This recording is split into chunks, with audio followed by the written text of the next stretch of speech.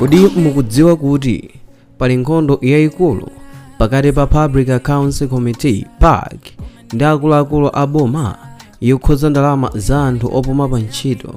Kodi nchifukwa chiyani Coleen Zamba akukana kubwera ku nyumba ya malamulo pamene kafukufuku wa AMARYLLIS Hotel akuwotcha kwambiri? Ndipo kodi ndalama za pension zili pa chiopsezo? Lero tikukubweretserani nkhani yodzaza ndi zinsinsi, mikangano, malamulo ndi ma accusation akuluakulu kwambiri ku Malawi pa AMARYLLIS Hotel deal. Musachoke pano chifukwa nkhani ili ndi zinthu zimene zingakudabwiseni kwambiri. Koma kuti tidziwe zonsezo, tiyeni tikhale limodzi kuyambira pamayambiro pa videoyi kufikira kumapeto. Ndipo langa dzina ndi lomwe lija Mike Thompson.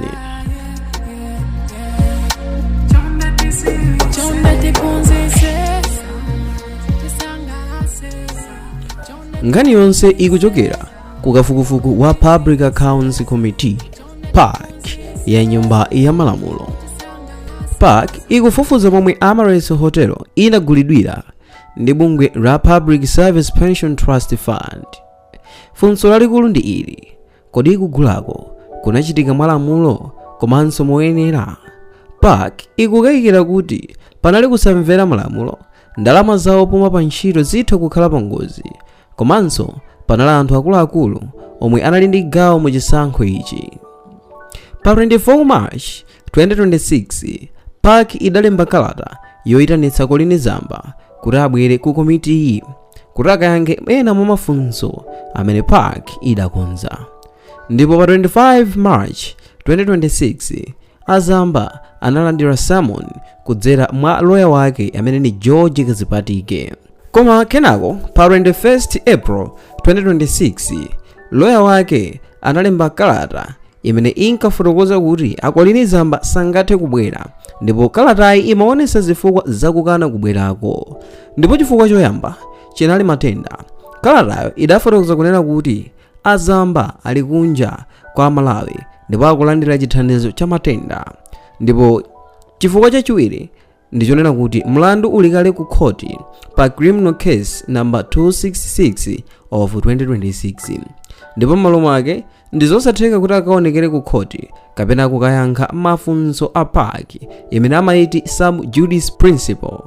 Ndipo lawyer wake ananena kuti ngakhale atakhala ku Malawi sangabwere chifukwa cha nkhani, fa nkhani ili kale ku khoti.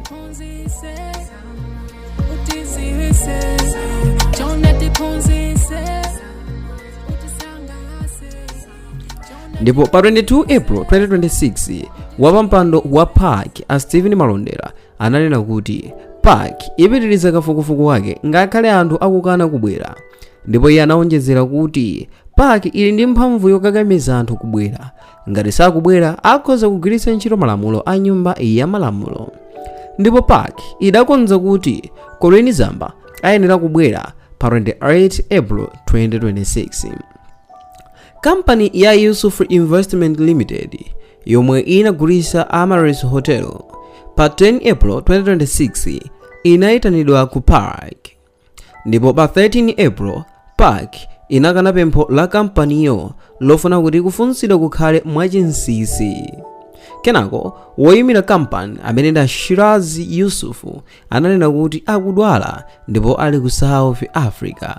Ndipo PAC inasankha kuti ngati Shirazi Yusuf sangabwere, oyang'anira ena a kampaniyi adzayitanidwa pa 29 April 2026.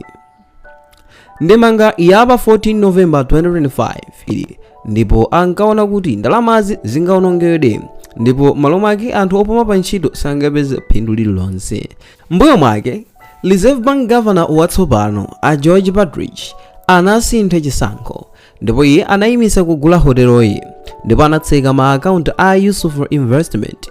Koma vuto ndi ili: mu nthawi imene amene wa amafuta mwale pamene ananena kuti bungwe la pension lisagule AMARYLLIS Hotel, bungwe lidapitiriza programu yake yogula AMARYLLIS Hotel. Ndipo m'malo mwake atabwera George Patrick adayimisa dongosolo limenelo komanso kutseka ma account ayeni kampaniyo ayuso for investment. Park sinayime pa anthu okha, yakhala ikuitana anthu monga Chief Secretary Justin Saidi, National Bank of Malawi. Izi zikuonetsa kuti nkhani ikukhuza mabungwe ambiri aboma ndi zachuma.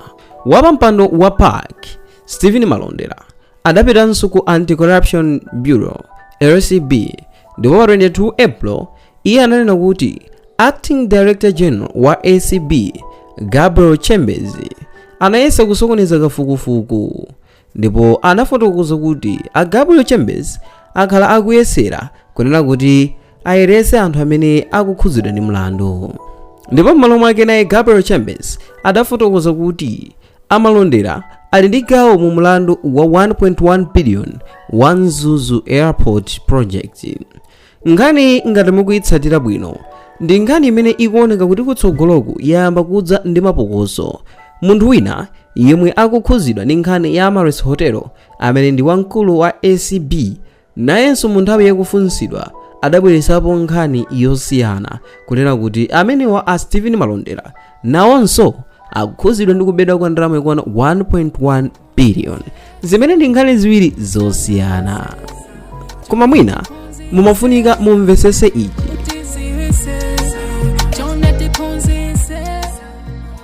Pali milandu ingapo imene akukhuzidwa a Gabriel Chambers.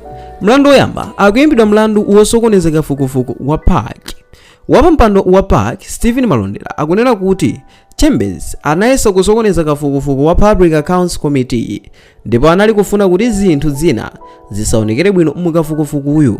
Izi zikutanthauza kuti Park ikumuona ngati munthu amene angakhale akufuna kulepheretsa chilungamo kuti chichitike. Ndipo chinthu china ndizokhuza ziphuphu ndi inducement. Park ikuti Chambers ananena kapena anapereka ma offers omwe angatanthauze ziphuphu.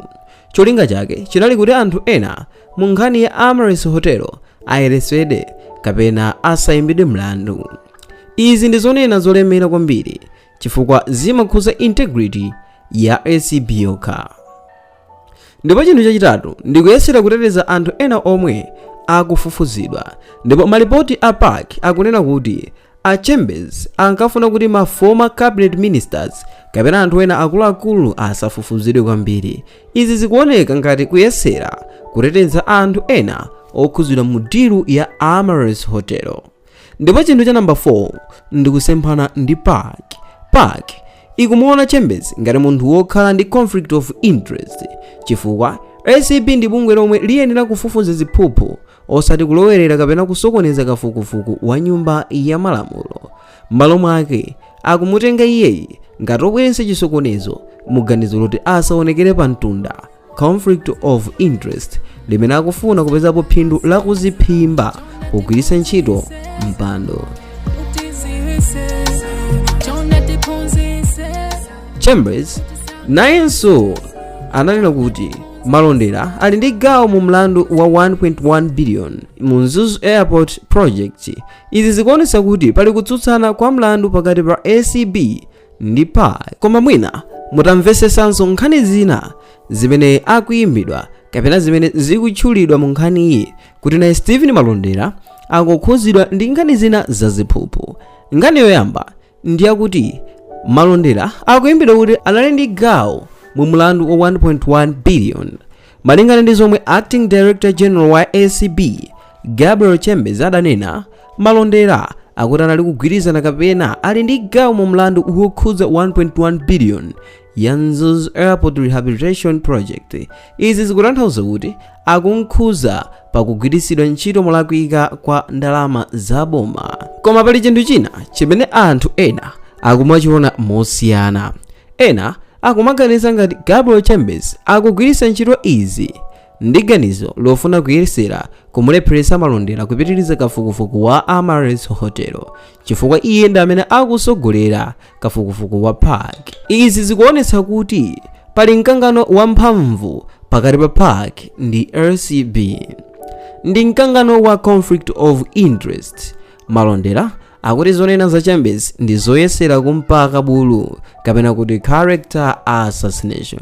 Cholinga chake ndi kumulepheretsa kugwira ntchito yake ya Park. nkhani ikugwiritsidwa ntchito ngati counter accusation. Park ikufufuza Amaryllis Hotel deal koma Chambers akubwenzera ndi kunkhuza malonda ndi Mzuzu Airport scandal. Izi zikupanga kuti nkhani isakhale ya Amaryllis Hotel yokha koma ikhale mkangano wa milandu iwiri yosiyana.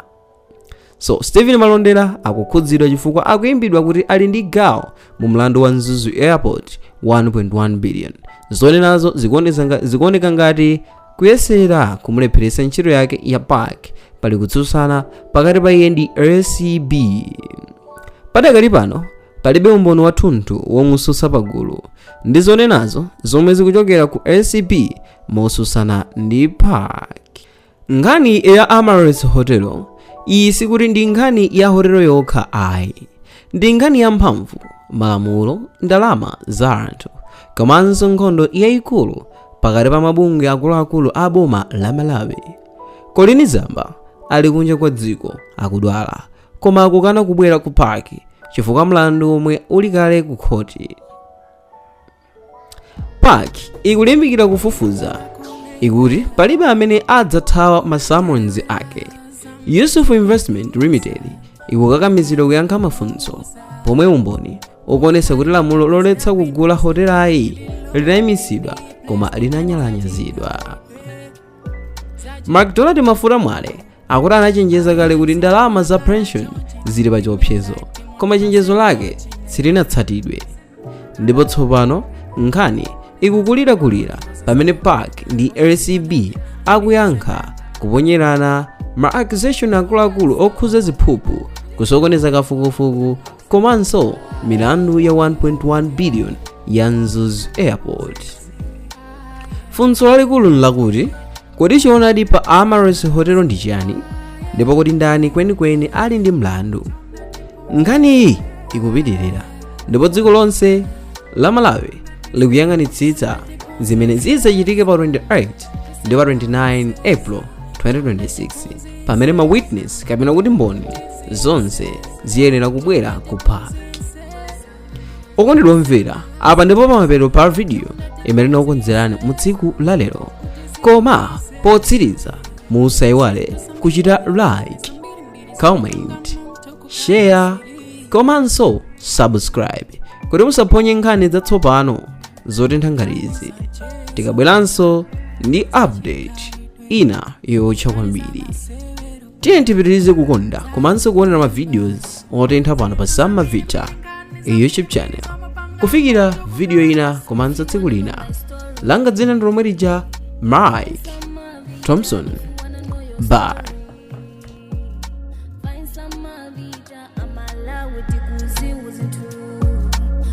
Zamba Vita.